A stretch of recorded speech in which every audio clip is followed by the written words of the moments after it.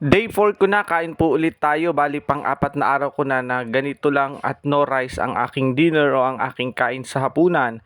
At ngayong hapunan nga ay meron akong kare-kare. So bali ito ay pasalubong sa akin ni Mami kaya hindi na ako nahirapang mag-prepare ng pagkain na aking kakainin para ngayong dinner ko. Ayan. At meron din akong niluto na repolyo. So bali meron akong repolyo sa ref kaya yun niluto ko na lang siya sa sibuyas at bawang, ginisa ko lang siya sa yung margarine. Masarap din palang gamitin yung margarine sa pagluluto instead na butter dahil wala kaming butter. Kapag nagluluto ako ng mga gulay, ayan, ang ginagamit ko na lang ay star margarine. Usong-uso yan. Naalala ko nung bata pa kami, yan lang yung isa sa mga bagay na kilala ko. Pinapalaman din namin siya sa mga tinapay at ginagamit sa ibang lutuin. Ayan, bali yung kare-kare.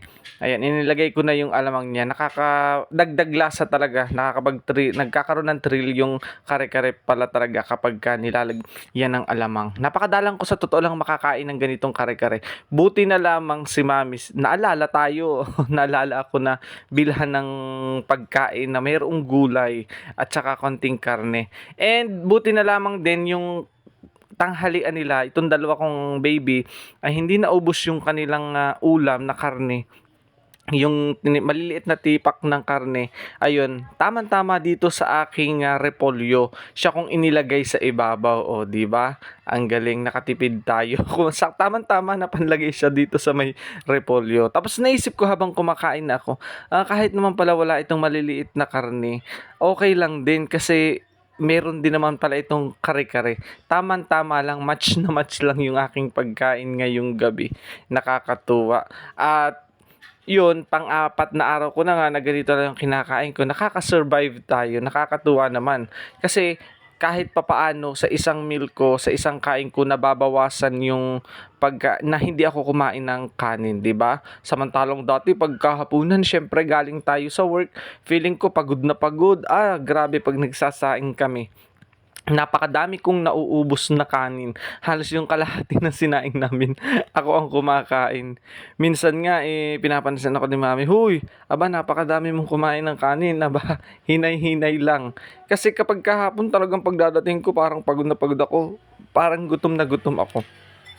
Pero ngayong nagno-no rice ako, okay naman siya. Hindi ko, kumbaga, siguro mindset na lang din talaga na kapag hapon dadating ako, ang kakainin ko, ganito lang, ganyan lang.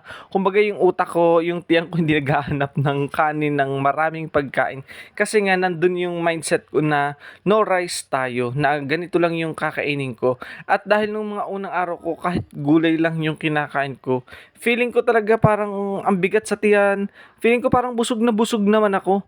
Kaya pagkakatapos kong kumain ng ng kanin ba ganitong mga gulay na 'to, yun parang hindi ko na hinahanap, kumbaga hindi ko hinahanap yung kanin. Sa totoo lang, nakakatuwa naman, maganda yung nagiging epekto sa atin, sa ating utak, sa ating isip.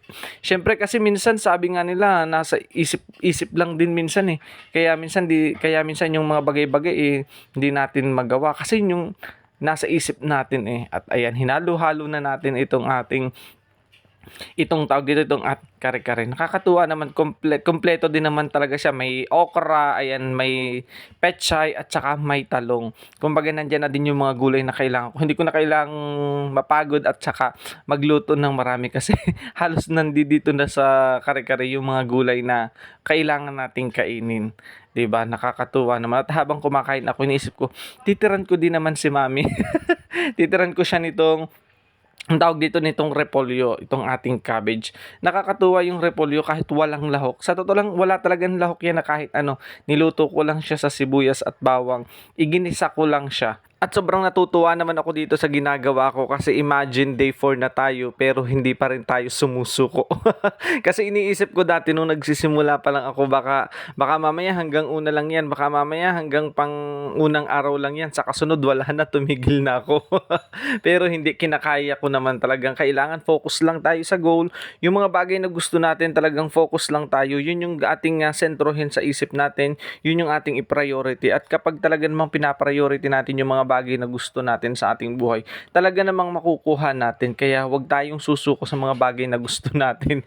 Tulad nito, na gusto kong magsanay na no rice kapag hapon para kahit papaano mabawasan yung kain ko ng kanin, makabawas tayo sa kanin at gulay nang makakain naman tayo ng talagang sustansya. Kasi sa kanin naman halos yung carbo lang naman talaga ang meron doon. At least dito nasasanay tayo at natututo ako na talagang kumain ng gulay. Sa totoo lang, hindi din naman talaga ako mahilig sa gulay dati. Pero syempre dahil tumatanda nga tayo, kinakailangan natin talaga na yung mga bagay na hindi natin kinakain, kailangan natin kainin kapag alam natin magandang magiging epekto sa ating katawan, lalo na sa ating kalusugan. Syempre lalo na sa panahon ngayon, sabi nga ay health is wealth, napakahalaga ng pangalagaan ng ating kalusugan sa panahon ngayon, di ba? Kaya ito na lang talaga yung kaya natin at pwede nating gawin para sa ating mga sarili kung paano natin aalagaan. Kaya wag tayong magpapadala sa mga negativity na iniisip agad natin, negative agad tayo, hindi pa nga natin sinusubukan at hindi pa nga natin ginagawa, 'di ba? Kaya yun lang, focus lang tayo, lagi tayong positive sa mga bagay na gusto nating gawin. At sa aking palagay, kakayanin ko naman to, sana magtagal talaga na ganito yung aking pagkain hanggang sa ma-embrace ko na siya, masanay ko na siya, at saka makaisip na ako ng mga paraan, kumbaga ng mga technique na kung paano ko ma-maintain yung ganitong pagkain, ano yung mga kailangan kong meal o kailangan kong luto tuwing hapon. At kung ano-ano yung mga bukas, anong kakainin ko, sa isang araw, ano yung kakainin ko. Yung bang tipong hindi ako mauumay. Kasi syempre sa kapag ka laging ganito, mauumay at mauumay tayo, magsasawa at magsasawa tayo. Kaya sana matutunan ko yung iba-ibang mga technique, strategy ng iba na ginagawa nila para iba-iba at hindi tayo maumay. Syempre tulad ngayon, na brown out nga pala, sa totoo lang. Habang kumakain ako na brown out yan, namatay yung ilaw. Kaya nagulat kami. At ayun, nagdiretso ulit ako. Nagtaka, bakit kaya na brown out? Kami lang kaya nagtingin ako sa labas ng bahay. Hindi naman. Lahat naman na brown out. At habang kumakain ako, kain ng kain, mamaya na brown out ulit pangalawang beses. Ayan, na brown out ulit yan ang pangalawang beses. Nagulat talaga kami. Pero ang kaigihan naman dun, bumalik din agad. At ayan, balik tayo sa ating pinag-uusapan sa ating pagkain. Ayun, sabi ko nga kanina, sana matutunan ko yung iba-ibang mga strategy nila na kung ano-ano yung iba-ibang menu na pwede nating i-prepare tuwing dinner, tuwing tayo ay kakain. Kaya sa mga nakakapanood sa akin, ayan, baka meron kayong mga alam na paraan, kumbaga ano yung magandang iluto ngayon, ano-ano yung pwedeng kainin ko tuwing hapon na pwede ninyong i-share sa akin. Pakilagay sa comment. Comment kayo, halimbawa Monday, ano yung pwede kong kainin, Tuesday, ganyan, ano yung magkaka-match, yung mga magkakasama para hindi laging ulit-ulit ako na talong, sitaw, pechay, cabbage, ganun, paulit-ulit, diba? So kung meron kayo guys sa mga kaalaman tungkol sa mga ganyang bagay, share nyo naman sa akin, ituro nyo naman sa akin at talagang gagawin natin, susundin natin para naman na medyo hindi tayo sumuko at hindi tayo maumay, di ba? So sabi nga sharing is caring. Para sa mga katulad ko na gumagawa ng ganito, na sila ay naglo-low carbs din, yung sila ay nagda-diet din, gulay lang din para talagang healthy at strong ang ating katawan. Ayan, share nyo naman sa akin yung mga ginagawa ninyo. So yun lang guys muna ang ating for today's video. Lagi kayong mag-iingat at huwag kalimutan na mag-follow and share.